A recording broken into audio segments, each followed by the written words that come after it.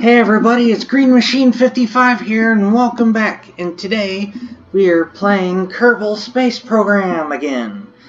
I just wanted to do something a little short, kind of short and a little easy to do today because I wanted to do something different instead of trucking again. So today we're gonna continue where we left off when we were intending to do a bunch of training sessions, and today we're going to start off with the next a little more advanced training, this time intermediate construction and suborbital flight. So let's start with intermediate construction first. I kind of had issues with sticky keys trying to activate while I was in the middle of my recording, so I kind of had to redo everything, so we'll start this all over again. So, hello again, glad you could come back. To get started, go ahead and enter the VAB and I'll give you the overview of what we're building today.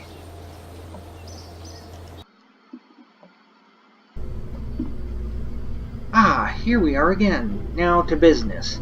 If you remember, in our last construction tutorial we covered how to build a simple hopper and some of the basics of the construction area. In this tutorial we'll explain your knowledge of some of the more useful features in the VAB, and we'll build a more complex craft that will be able to get us out of the atmosphere. To build our new design, let's start with the craft we built in the basic construction tutorial, though this one is just called Hopper. This will save us a little bit of time, and the accounting department is always happy when we save on time. Click on the Open button in the top right corner and load the Hopper, then remove the RT5 flea motor.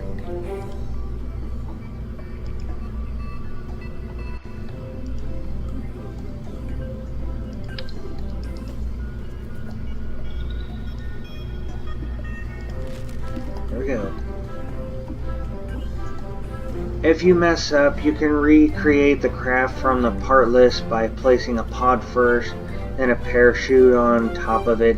Note that throughout this tutorial I will leave all parts you need available to be placed.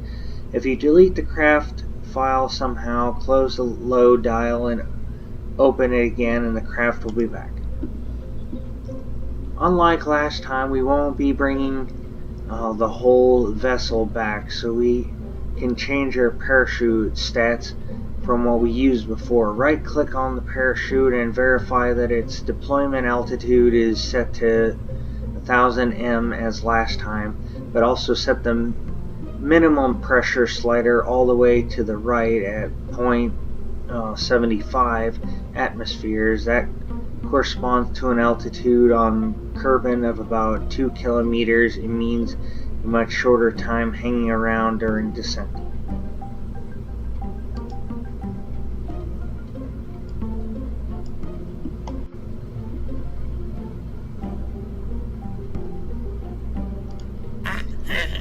First off, let's change the name of our craft and the description if you want, so that we still have our trash can special for later on. Simply change the name to something other than Hopper and we can proceed. Let's call it Tin Can Mark II. Works for me. Okay, great. For this craft, we are going to give the ship some additional purpose for attaching a science experiment. We can run these experiments during our travels and get valuable science data for Kerbal kind. There are a number of science experiments to be performed, but for the moment we only have the mystery goo container until a unit available. Switch the Science tab to look at it. This is one of the most basic scientific experiments Kerbal scientists have devised, and one of the first things they want to try and understand better. I mean, they don't even know what color the goo is.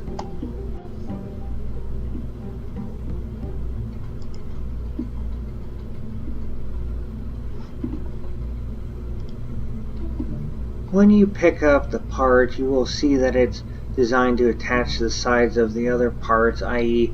radically. If you attach one of these, then during flight our craft will be unbalanced. One way to solve this is to add an extra goo container on the opposite side of the rocket so they balance. Luckily, we have a symmetry tool to help here. These buttons control symmetry highlighted and angle snap and can be found in the lower left of the screen. Press the symmetry button or press the X key to cycle through the available symmetry modes. Set this to 2x and then pick up the place a mystery goo container unit on the side of the pod. Near the top, you will notice that the second one has been placed opposite the first by the symmetry tool. If you had already placed a lone canister, pick it up, make sure symmetry is set correctly, and place it again so that it has a duplicate on the other side. Remember to place the canisters near the nose of the pod. Press X, grab the canister, and I'm going to put it like that. There we go. Next. If we add too many more parts here, the craft will be making too heavy to survive re-entry safely and too heavy to be slowed by our parachute, heading to a sudden impact syndrome. So we will need to add a decoupler below the pod. Decouplers can be found in the coupling tab and will let us split the craft when we no longer need the lower parts. We won't be able to recover the discarded parts, but at least our craft and our kerbal will survive re-entry and landing. Decouplers can be used in many ways, but for now, let's just add one of these to the bottom of the pod. Go to the coupling tab and grab a TD12 and place it. Note that the stacked decouplers have arrows. The arrows show which side is the side that decouples. Make sure your decoupler's arrow is pointing up towards the pod. It will be by default.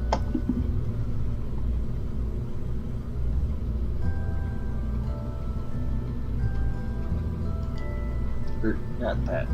Decoupling. Place this at the bottom. Woohoo! Next. Well done. You'll recall, I hope, that in the previous tutorial we had to adjust the staging stack when we added the engine to our earlier rocket. When you add a decoupler, the extra stage is automatically added to the stack so that any new parts below the decoupler won't be staged at the same time as those above it. You can of course still move these all around, but hopefully this will save you some time as you go. If you ever want to return to this default staging setup, click the reset button at the bottom of the staging stack. This time we are going to use a liquid propellant rocket engine. Unlike solid rocket motors, these engines don't carry their own propellants with them, so we need to add some fuel tanks. Go to the fuel tanks tab. We are still using these early parts, so there are only FLT 100s available. This is another area, like engines, where advanced brings bigger and better parts. We are going to need 5 of these tanks to get us to space. Before you grab 5 tanks from the part toolbox though, let me give you another tip. Because efficiency is my middle name, it goes right after Vaughn. Once you place the first tank on the rocket, you can duplicate that by holding the left Alt key and clicking on the tank. You can do this on the bottom tank a few times and quickly get 5 of these attached without having to go back to the toolbox. Add 5 FLT 100 fuel tanks to the vessel and we can proceed.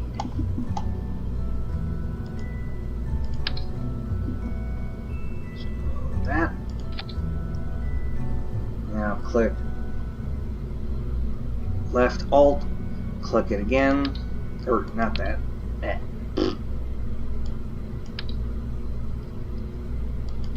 Now left alt click again.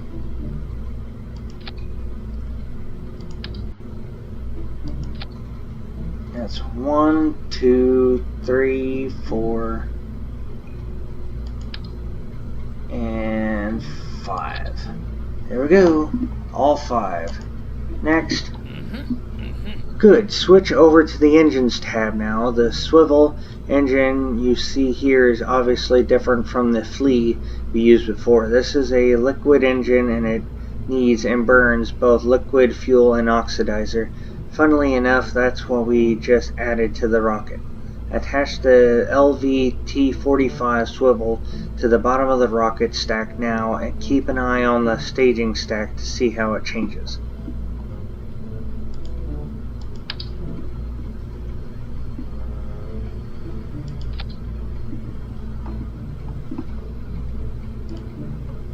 We're almost there and we're doing fine, maybe not as speedily as someone of my caliber though. The last thing we are going to need to do is to give this rocket a little better stability so it keeps going the way we want it to go.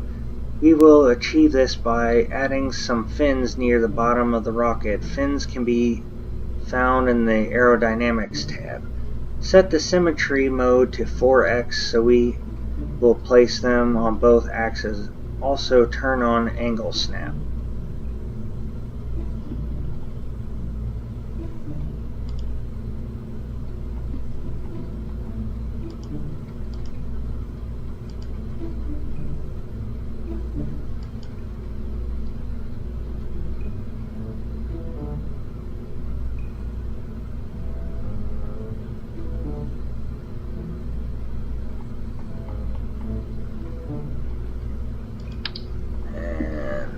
Okay. Drop a basic fin on the last rocket tank. You'll see the other 3 symmetry counterparts will be placed as well.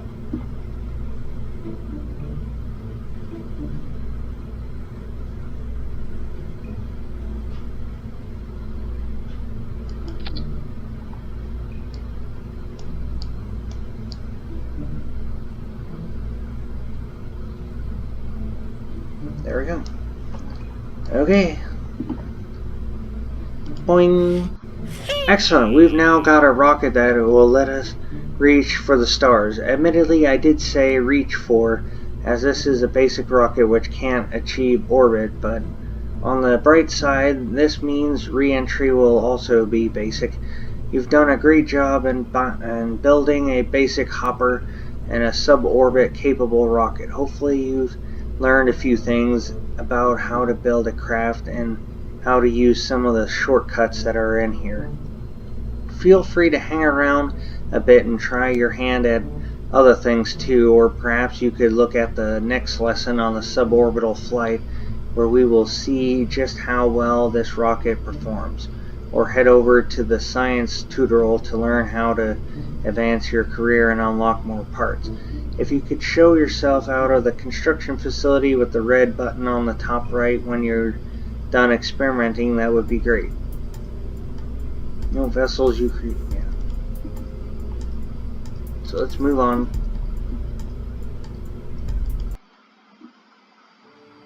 Okay, we're done with that training. Next, moving on to suborbital flight.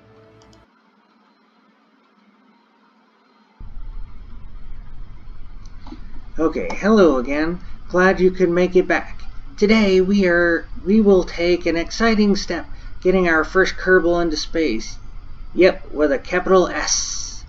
Hopefully you remember the controls we discussed in the basic flight tutorial, but don't forget that you can always press escape and click to the view key bindings button for a reminder. If you're ready, let's get started. Hell yeah, we're ready. Your mission today is to make a short suborbital, less than orbital flight over the water to the east. It's a nice arcing path that ensures a gentle, survivable re-entry. Straight up, then straight down is not so good for survival. I've set up the pink target indicator on the nav ball as aim point but do know that this is not the case for normal missions. The target marker is normally used for other things and does not help with ascents. Starting with the nose pointing straight up on the launch pad, or 90 degrees elevation from the eastern horizon. Tilt east to 80 degrees elevation on the nav ball by 150 ms. Start at 50 ms. Tilt east to 70 degrees on the nav ball by 400 ms. Start at 250 ms. After burnout, coast up into space and have a look around. Prepare for re-entry. Lastly, re-enter and land safely. Once we reach burnout, i.e. run out of propellant, we'll have a bit more time to discuss some other things.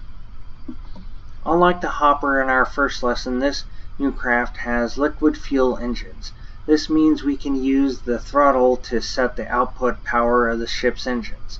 Throttle is controlled by the following keys: left shift, throttle up; left control, throttle down; Z for throttle max, and X for cutoff. Try these out now. You'll see the indicator needle slide up and down along the graph on the lower left side of the nav ball.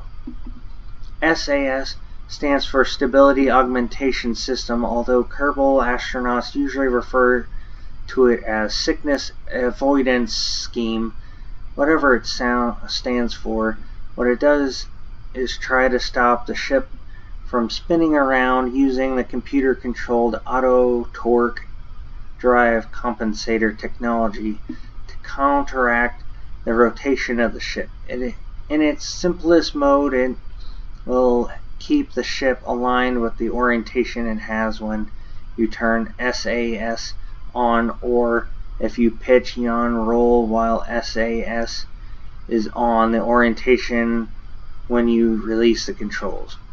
SAS can be activated or deactivated if on momentarily by holding down the F key, and it can be toggled by pressing the T key.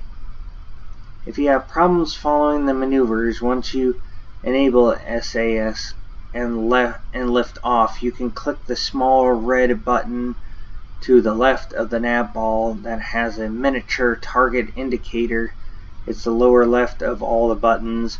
That will cause the SAS to follow the target indicator and fly for you. Note, this auto-piloting function will not be available until you are flying. This craft has a bit too much engine, so we're going to throttle down for launch. Set your throttle to 2/3, the upper of the two middle notches on the slider. Also turn SAS to help control things. Press T, it will keep you pointed where you want to be pointed. So pressing T, normal, anti-normal, radial out, radial in, target, anti-target. Okay, we got that, so now let's get the throttle up. A little more. There we go. Okie dokie. Next. During this lesson, some of the information is quite detailed and could take a while to read. As this is a short suborbital hop and I don't want you to miss anything important, I will place a warning at the top of the pages where you might want to pause the game to read. The warning will look like this. Warning! Detailed info. Please press escape to pause if necessary. Okay, enough talk. I'll unlock the rest of the flight controls and you'll be clear to launch. At any time you may press escape to pause the game. In the pause menu you can restart the flight or end this tutorial and return to the main menu. I've enabled the target marker on the nav ball. Give it a look to make sure you see it, and then let's get ready to light this candle.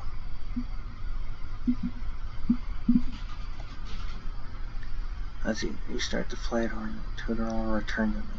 I've enabled a target marker on the nav ball. Okay, double check your throttle is set to 2/3 the upper of the two middle notches on the slider and SAS is enabled. Then hit space when you're ready to launch. Remember to start turning at 50 ms.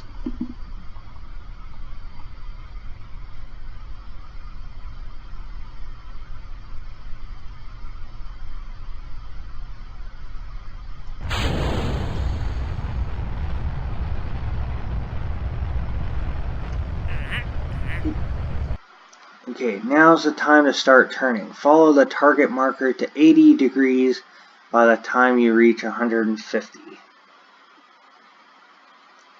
Follow the target marker to 80 degrees by the time you reach 150 ms. Okay.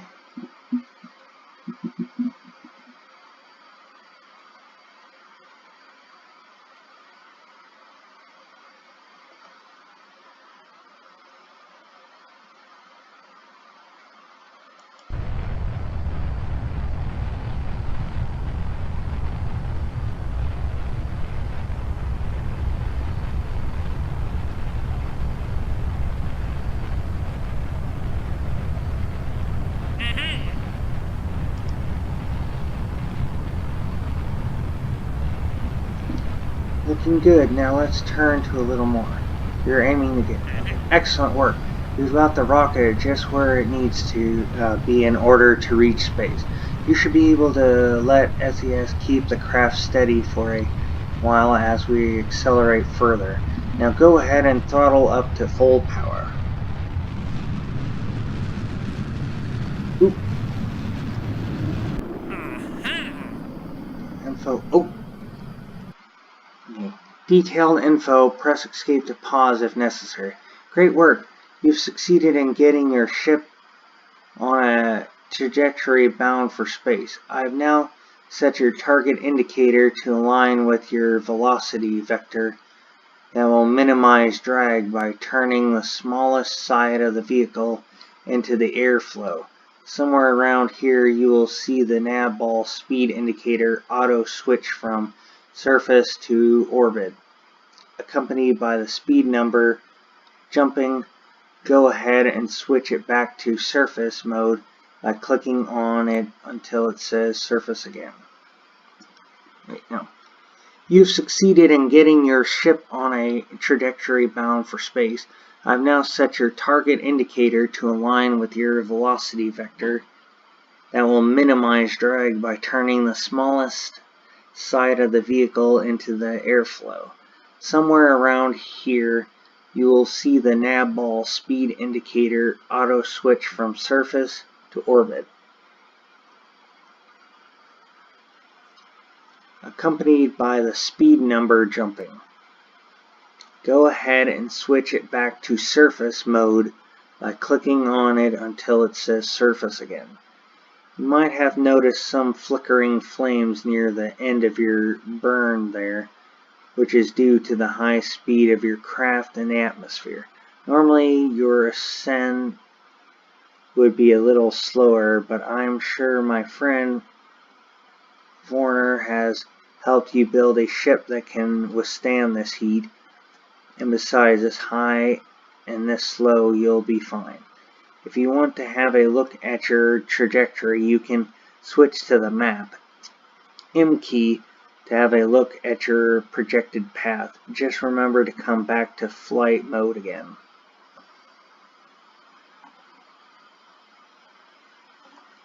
Okay.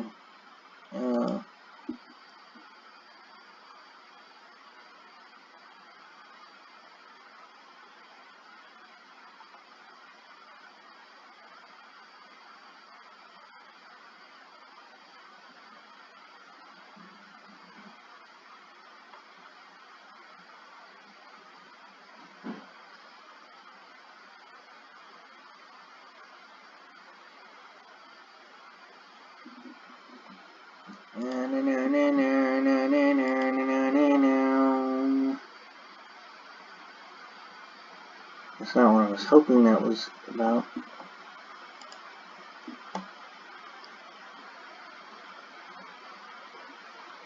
Okay.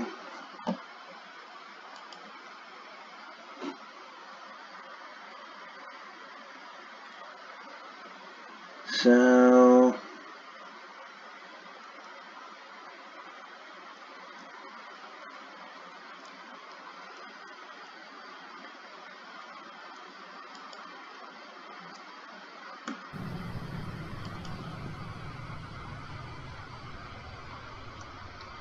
now that we are coasting our way to, that's the highest point on our current projected path, we've got a little time to chat. Once you clear the atmosphere, we'll go over what you can do in space.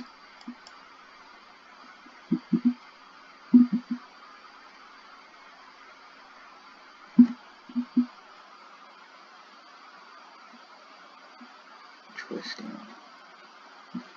Oh, I almost forgot. Control C. Oops.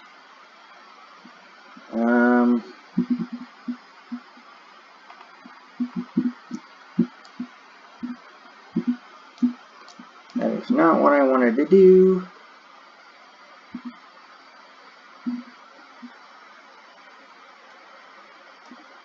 There we go.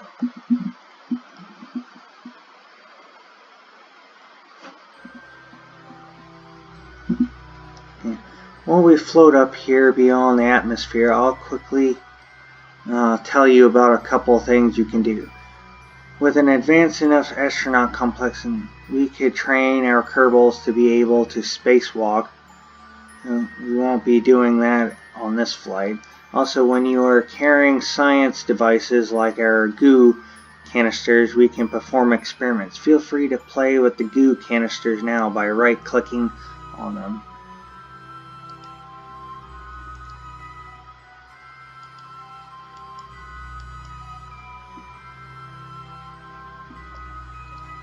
Space current. The goo seems to have clumped into a sphere. It also appears to have become brittle.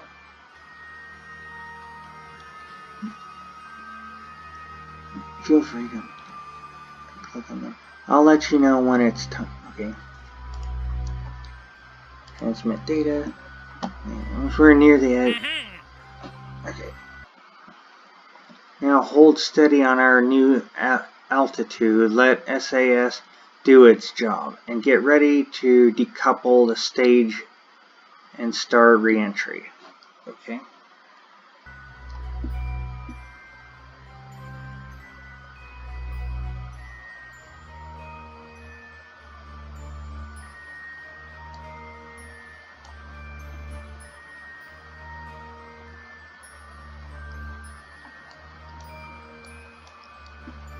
Nice. Now hold steady on your new altitude.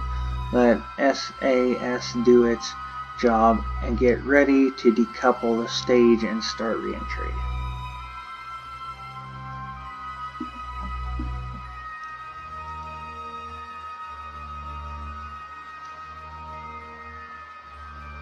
Now it's time to get rid of that booster since it's just weighing us down. Stage to discard the unneeded parts and mass. Okay, well, it's time to turn ASA off. T. Warning! Okay. Detail info press. You are now re-entering Kerbin's atmosphere. Make sure to keep all hands and feet inside the pod at all times. We don't want you getting burnt or anything. Don't mind the flames. Warner is a world-famous rocket scientist after all, and he's built this ship to withstand them. Last time we watched the parachute icon to wait for the right time to open the chute. This time we are going to do something a little different. Remember in the construction tutorial where you design this vessel, you set the chute to not semi-deploy until 0.75 atmospheres of pressure. That means the chute won't perform the first of its two deployment steps until then, even if you activate it by staging now. On Kerbin, 0.75 ATM means about 2,000 m altitude above sea level, and the craft should be traveling slowly enough by then that the chute will survive deployment. So let's take the bold step of arming the chute now, and let the smarts in there pop it at the right altitude. You know you can trust me. Stage the chute now by pressing space.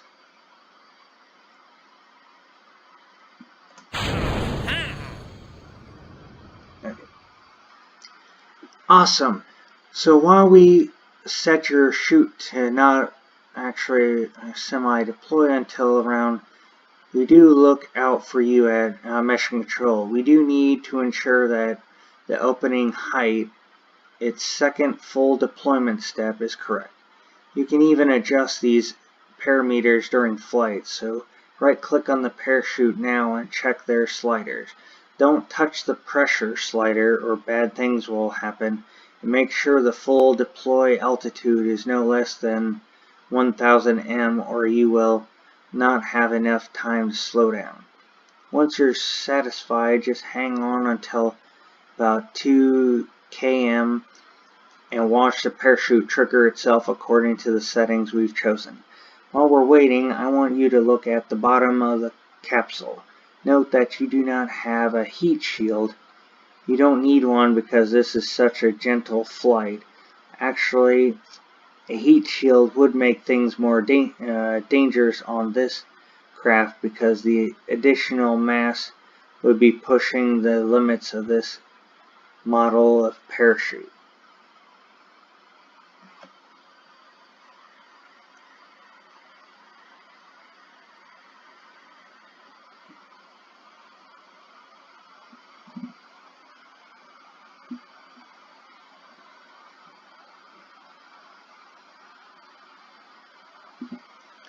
Do do do do do do do do do do do do do do do do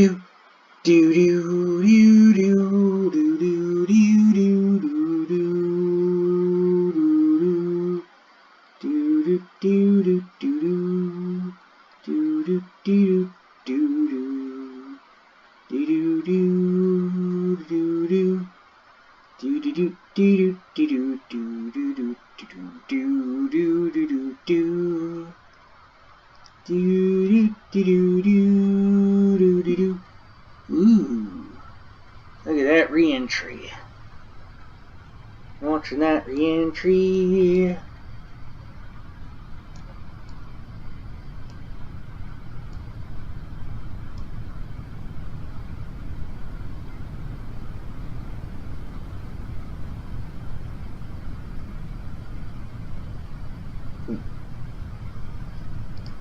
Let's see, let's make sure. Yep. It should deploy on the right course. So we will watch it do its job. It should deploy anytime.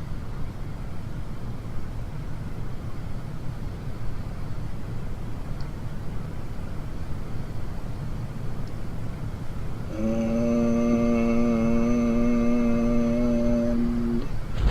there's the main stage right there. And there we go. And any minute after this, yay, the chute is away. Now enjoy a leisurely float down to the surface, or in this case, into the water.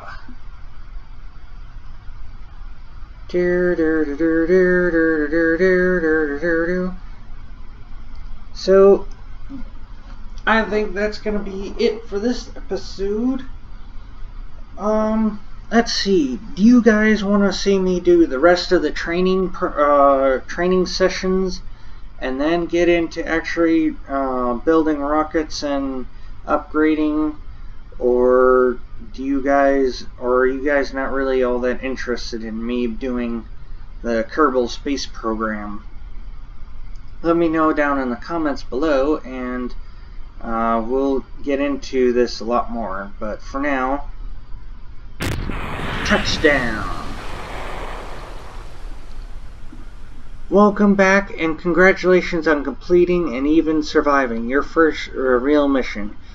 You've managed to launch control your vessel into space orbit yourself correctly and land safely. That's quite an achievement. If you want to practice this again, choose revert to launch from the pause menu, otherwise end the scenario. And be sure to check out the other tutorials. My next one is about going for orbit and is really exciting. There's always lots more to learn at the Kerbal Space Program, or KSC. And that's it for me. Recover the vessel.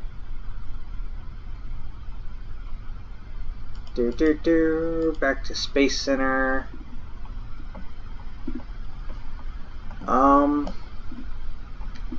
Yeah, I think that's it. I'll see you guys in the next video. Bye!